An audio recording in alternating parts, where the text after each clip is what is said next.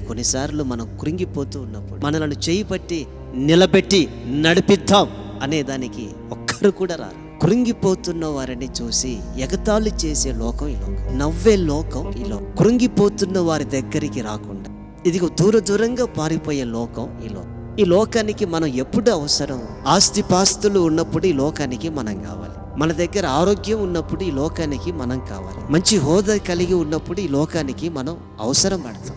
కానీ కృంగిపోయిన వారిని ఈ లోకం వెలివేస్తుంది. కృంగిపోయిన వారిని ఈ లోకం అస్సలు పట్టించుకోదు. కృంగిపోయి నిస్సహాయ స్థితిలో పడి ఉన్న వారిని లోకం చూస్తూ చూడనట్టుగా దూరంగా పారిపోతూనే ఉంటుంది. మనల్ని ఆదరించేదానికి ఎవరు రారు.